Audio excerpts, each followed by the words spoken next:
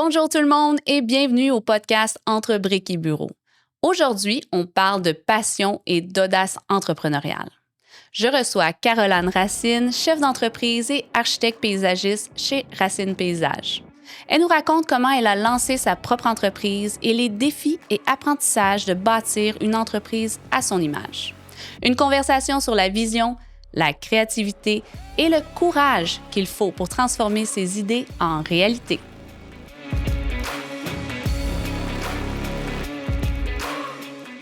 Bonjour et bienvenue à cet épisode de Entre briques et bureaux. Je suis Frédéric de Soumission Rénovation et j'ai ici aujourd'hui Caroline avec moi de Racine Paysage. Fantastique. Caroline est architecte paysagiste. Exactement. Tu as aussi un petit peu un background de design intérieur. Parle-moi un petit peu comment tu t'es rendue là, puis pourquoi, puis dans quel ordre?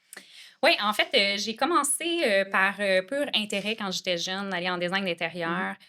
Puis par la suite, je voulais pas nécessairement finir mes études à ce moment-là. Donc, je me suis inscrite à la mineure en design de jardin à l'Université de Montréal.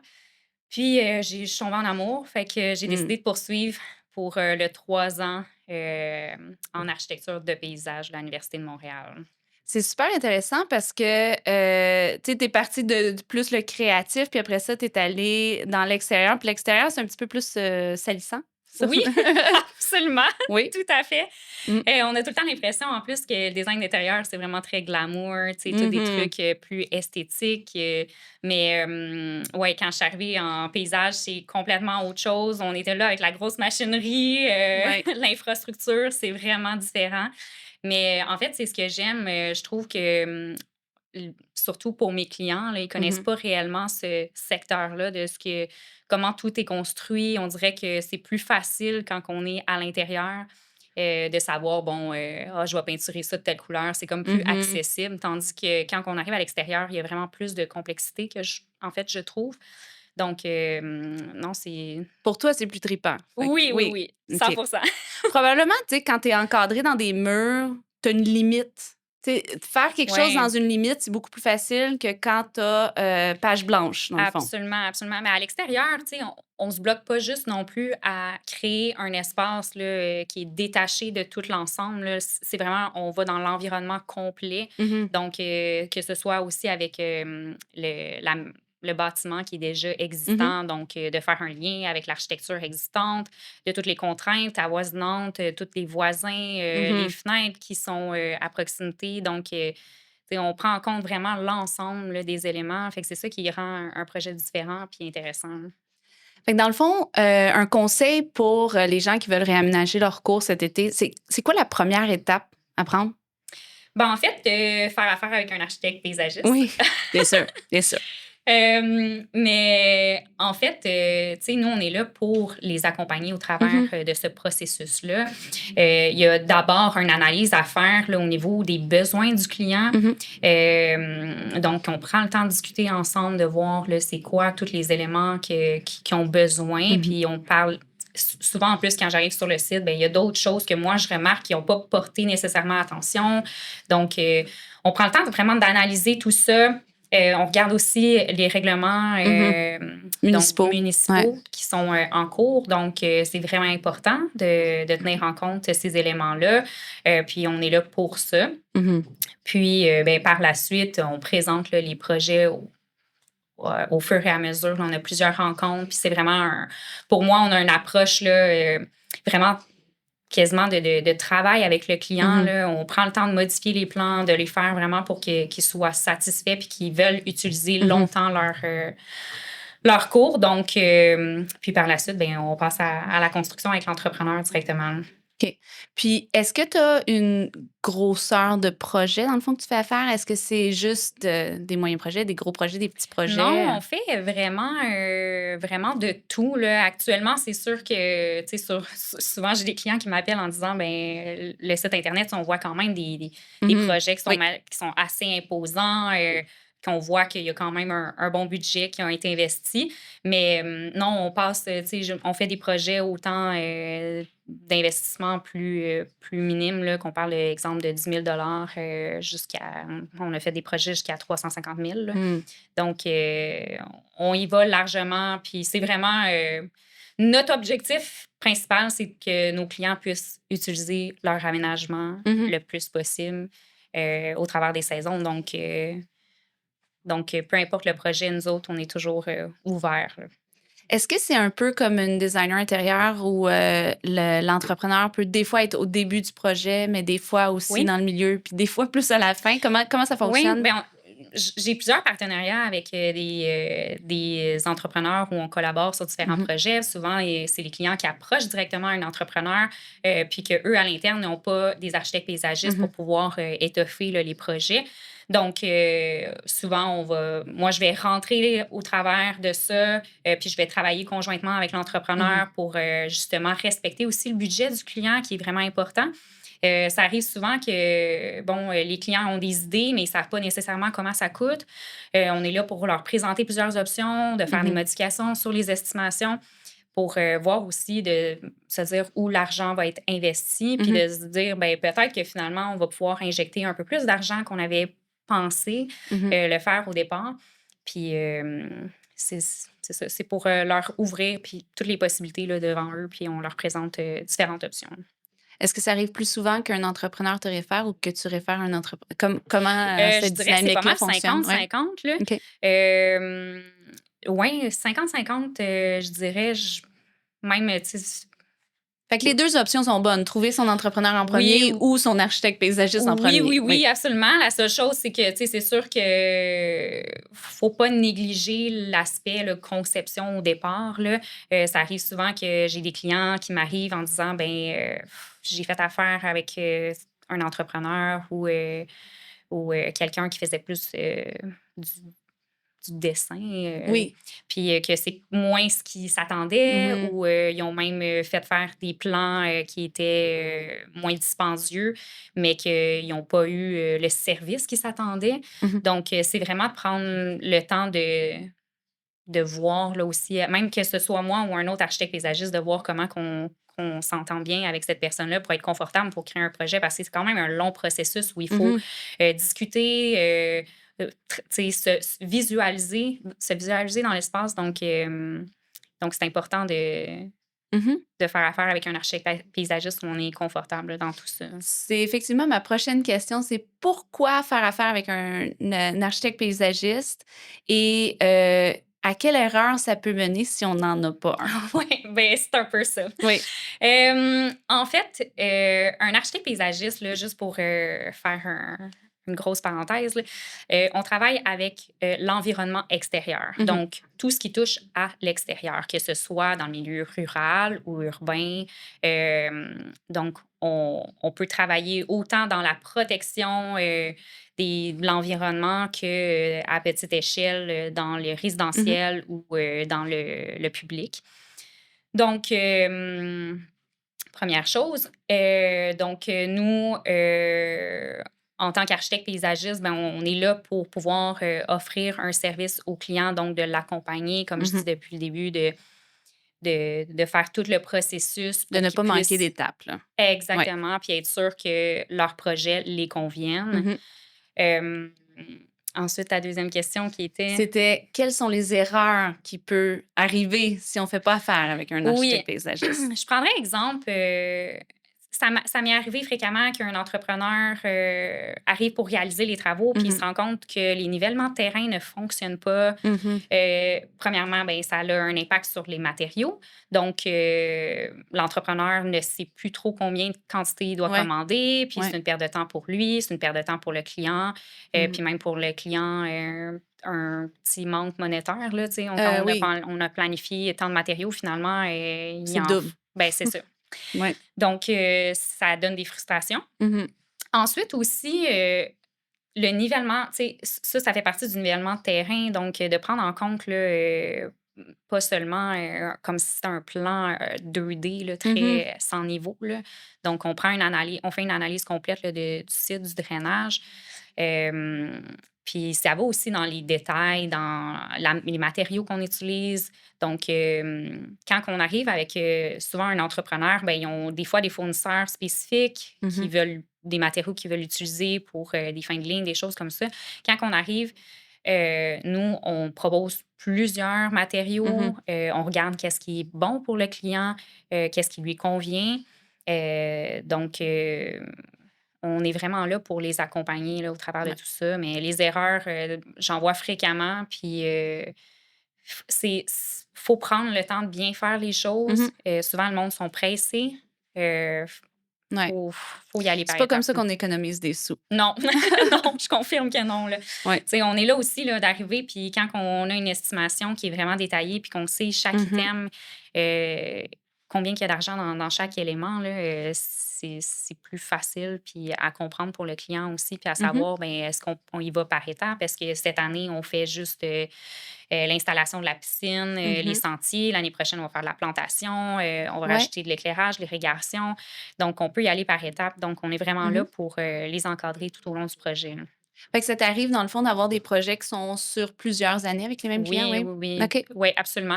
Même, ça arrive souvent que les clients, on prépare d'avance les plans, puis que le projet se fait 1 an ou 2 ans plus tard. Ou sinon, des clients qui se disent, ben cette année, je peux juste investir 20 000, puis l'autre année, peut-être un 40 000.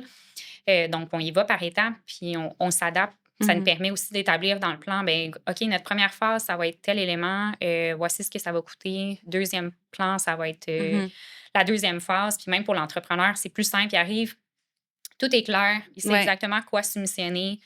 C'est vraiment plus facile pour tout le monde. Là. Puis si je me trompe pas, il y a aussi une spécialisation dans la connaissance du type de plantes à Oui. mettre et où les placer. Oui, absolument. Absolument. Tout au long de nos études, là, on a des cours en biologie végétale, donc on apprend là, l'entièreté des plantes, là. Tout leur système, là, que ce soit aussi au niveau de la croissance, des milieux. On peut pas planter n'importe quoi, n'importe où. Mais c'est Puis- joli, ça. Je le veux devant ma maison. Oui, oui, absolument. Oui.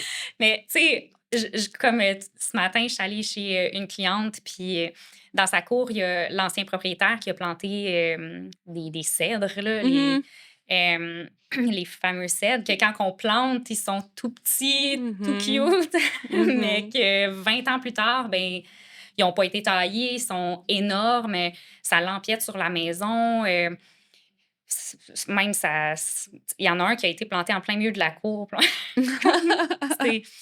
C'est ça. Il faut prendre le temps de bien analyser ça. Puis même chose pour les plantations d'arbres. Là, on arrive puis on plante un arbre, mais on ne pense pas nécessairement qu'à pleine terme. maturité, ben, l'arbre va tripler. Oui. Puis le niveau d'entretien aussi. Ben oui, absolument, absolument. Les plantations, ça demande beaucoup d'entretien, mais on peut prévoir pour avoir des plantations qui en demandent moins, qui ont moins, que ce soit, exemple, des systèmes qu'on doit faire avant l'hiver, donc de mettre des bâches, peu importe. Là, Oui, comment entretenir avant l'hiver, comment entretenir à l'automne. On essaie de diminuer ça puis de proposer des plantes qui sont faciles, qui n'ont pas de maladie. Donc, on est là pour ça. Est-ce que tu adaptes ton approche envers un client qui est les types de clients ou les types de bâtiments? Tu sais, mettons qu'on est dans du résidentiel, du commercial, un petit client, un gros client, dépendamment des budgets. Est-ce que tu adaptes ton approche? Oui, ben en fait, je le remarque aussi souvent quand les clients, exemple, ont moins de budget dans certains projets. Ils ont aussi des craintes. Donc, c'est de prendre le temps de vraiment bien les encadrer, de discuter avec eux de chaque élément, de vraiment, c'est ça, de très bien les encadrer versus un client qui est vraiment plus aisé ou qu'on arrive avec des promoteurs immobiliers, qu'eux sont habitués dans ce domaine-là. Puis souvent, c'est comme, vas-y, je te fais confiance, fais tes choses. Il y a beaucoup moins d'encadrement. Mais oui, je m'adapte. Je m'adapte à chaque client. Chaque projet est différent. Tu sais, c'est un peu comme, je vais faire un parallèle avec l'aménagement paysager. Là. On a comme un environnement qui est unique en soi. Bien, les clients le sont aussi. Donc, quand j'arrive, je me présente, je le vois aussi directement comment la personne va être, puis je m'adapte à ça, mais que ce soit dans le domaine public, dans le domaine privé, résidentiel, clairement, mon approche va changer. Est-ce qu'il y a un projet que tu étais vraiment comme spécifiquement très fière d'avoir fait? Bien, il y en a plusieurs. Il y en a plusieurs. Je dirais un projet qui a été réalisé récemment, l'année passée. On avait une cour qui était somme toute, vraiment correcte, là. Mhm. Il y avait beaucoup d'éléments, une cuisine extérieure qui était plus ou moins fonctionnelle, Mhm. une piscine assez standard, mais il manquait vraiment d'éléments là, pour Mhm. créer un environnement qui est agréable à Mhm. vivre au travers, là. Donc, on a modifié, on a joué avec ce qui était existant, mais on l'a juste augmenté un peu plus en créant des zones un peu plus de détente, Mhm. fontaine, une cuisine extérieure qui est vraiment plus spacieuse avec puis plus équipée. Donc, on a fait un agrandissement aussi de la maison. Les clients étaient en plus formidables. Ils étaient vraiment tout ce que je proposais était comme oui, oui, c'est bon. C'est le Fait fun, que ça, ça. c'est super. Mais j'ai vraiment la chance d'avoir des super bons clients Mhm. qui me font vraiment confiance. Puis ça n'a vraiment pas de prix. Mm. C'est tellement le fun. Puis j'en ai un qui va sortir là, cet été avec une fontaine qu'on a faite toute en granit complet. On a plusieurs éléments avec du Mhm. granit. Donc, c'est vraiment très luxueux. On est venu chercher, jouer dans des textures différentes aussi avec une fontaine. C'est vraiment, vraiment très beau. Tout ce qui est plus détail spécifique des Mhm. éléments où on prend le temps de les concevoir, de Ouais. faire du sur-mesure, j'adore ça. Puis ça donne tout le temps des très beaux résultats. C'est cool. Si je voulais faire un aménagement paysager, comment je commence? C'est quoi les premières choses que je dois faire? Au départ, clairement, appeler un architecte Ben paysagiste. oui, on appelle Caroline. Voilà. Par la suite, on prend le temps de discuter avec le client, de connaître ses besoins, de ce qu'il a Mhm. envie de faire comme projet. Puis nous, on fait une analyse complète là, de l'espace. Donc, on regarde les nivellements de terrain, Mhm. ensoleillement, l'architecture, réglementation municipale, un élément super important. Tout au long du processus aussi de création, donc on prend le temps de rencontrer le client, de lui présenter les différentes options. On Mhm. arrive tout le temps aussi avec une estimation budgétaire. Mhm. Donc, ça permet de savoir exactement ce qu'on propose, combien ça coûte, puis c'est vraiment détaillé avec tous les éléments. Donc, est-ce qu'on enlève un item qui est un peu trop cher? Donc, on s'adapte vraiment, puis on fait plusieurs modifications par la Mhm. suite pour finalement arriver à la conception avec l'entrepreneur. Mm. Fait que comment un aménagement paysager, ça peut améliorer ma qualité de vie au quotidien? Ben, en fait, je trouve que l'architecture de paysage, donc l'environnement extérieur, c'est souvent la dernière chose qu'on pense à Mhm. faire. On va investir l'argent vraiment plus à l'intérieur, mais l'extérieur, on l'oublie. Mhm. Puis on oublie aussi souvent de faire des aménagements qui sont adaptés à notre environnement, Mhm. donc qui sont dans un secteur un peu plus nordique, là. Donc, de pouvoir utiliser notre cour autant en été qu'en hiver, c'est Mhm. super. Donc, c'est vraiment de prendre le temps de créer un espace qui peut te permettre d'extensionner ton intérieur vers l'extérieur. Mhm. Donc, d'avoir un environnement qui est plus confortable, qui est vraiment fluide aussi. Donc, qu'on a des différents points qui se parlent entre eux, Mhm. qu'on ait des points, des visions aussi à travers du projet. Donc, de pouvoir voir les enfants qui jouent dans la piscine Ouais. pendant qu'on est en train de manger, Ouais. où on se détend proche d'un foyer, mais le foyer peut être utilisé aussi quand on mange avec des amis. Donc, de vraiment penser à l'environnement pour qu'on puisse utiliser cet espace-là pleinement, puis dans un confort absolu. Tu as parlé d'un point, c'est intéressant, j'avais jamais pensé à ça, mais c'est vrai que quand on aménage une cour, on oublie de penser à l'hiver. Oui. L'hiver, on l'utilise notre cour quand même. Mais C'est très quand peu. même un point Oui, important. oui. Oui. On l'utilise très peu, en fait, la cour l'hiver. Mhm. On a tout le temps tendance d'arriver, bon, l'hiver, on coupe tous nos Mhm. végétaux, on serre tout notre mobilier, on ferme la piscine, puis on n'en parle plus pendant Oui, on reste en dedans. 4-5 mois, là, tu sais. Puis, je suis toujours un peu confuse quand je vois ça. Je me Mhm. dis, on a la chance d'avoir 4 saisons absolument magnifiques, Mhm.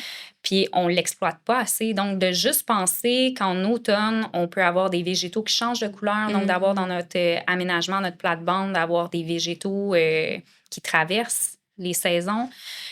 Aussi en hiver, d'avoir d'utilisation des conifères. Donc, on a du verre qui persiste durant l'hiver. Puis même, ça vient capter aussi tout ce qui est la neige, la glace au travers des épines. C'est magnifique. Puis d'utiliser des systèmes, que ce soit des systèmes chauffants pour le confort, éviter de déneiger oui, tout le puis temps. Juste l'aménagement des plantes pour faciliter la neige, l'abondance de neige qu'on reçoit ou le déneigement. Wow, OK. Absolument, absolument. Puis tu sais, on peut utiliser même... On a tout le temps un peu peur d'utiliser les conifères parce qu'on a l'impression que ça devient assez massif. Mais quand on s'est bien planifié puis qu'on peut utiliser ces végétaux-là comme une utilité, on peut les utiliser comme brise-vent. Donc, ça vient créer des environnements qui sont vraiment agréables. Fait que la question qui tue, pourquoi faire affaire avec un professionnel versus le faire soi-même? Oui, ça, on le voit fréquemment. Je prendrais exemple d'un de mes clients qui m'a appelé pour régler un problème de drainage. On a l'équipement, l'expertise, nous, pour faire des analyses complètes de l'environnement. Donc, il y avait un problème de nivellement de terrain qui se déversait chez son voisin, mais il n'y avait pas les outils, les connaissances pour ça. Donc, nous, on est là pour analyser complètement le milieu. Le client a dépensé vraiment beaucoup d'argent dans son aménagement pour essayer de régler ces problèmes-là. Mais il travaillait par-ci, par-là, par petits bouts, puis il n'y a rien qui se parlait, il n'y a rien qui marchait. Fait que finalement, on est là, nous autres, pour arriver puis lui proposer des solutions. Puis finalement, il va faire une modification. Ça va lui faire Ça règle sauver. son problème. Oh, oui, 100%. 100%.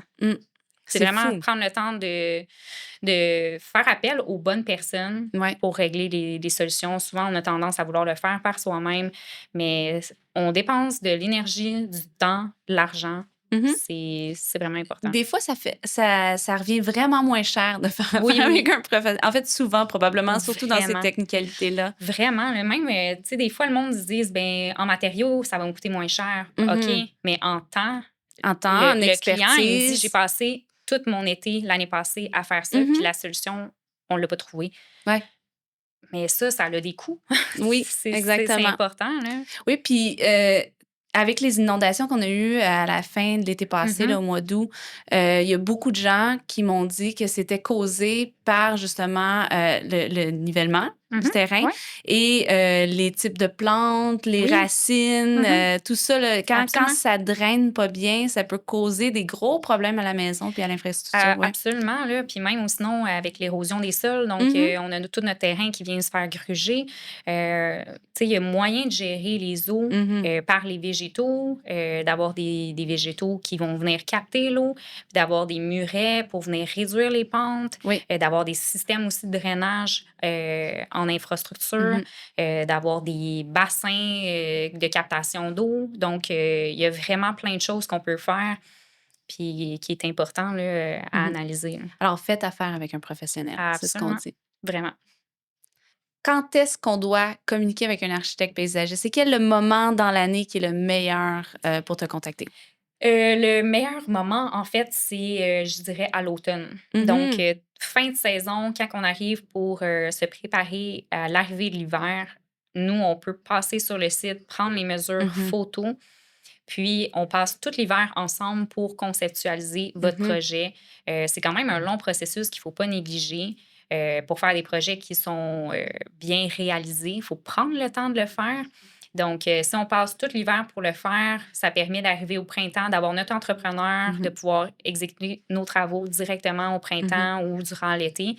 Puis c'est un stress de moins pour tout le monde. Oui. Fait que dans le fond, l'automne, parce que le terrain est disponible, il n'y a pas de neige dessus. L'hiver, on peut pas voir le terrain, c'est un petit peu difficile de voir le drainage. Voilà. Ensuite, le printemps, ben, vous êtes occupés. Reste occupé. Vous bouquez vos entrepreneurs. Puis rendus en avril, à peu près en ce moment, sont tous occupés. Sont déjà tous bookés pour l'été. Sont complètement bookés. Fait que c'est vraiment... si on est capable de pouvoir planifier puis d'avoir nos plans, de préparer puis d'avoir notre entrepreneur directement au printemps, c'est l'idéal. Merci d'avoir écouté cet épisode. S'il vous a plu, abonnez-vous et laissez-nous un like pour ne rien manquer des prochains épisodes. On se retrouve la semaine prochaine pour de nouvelles histoires entre briques et bureaux.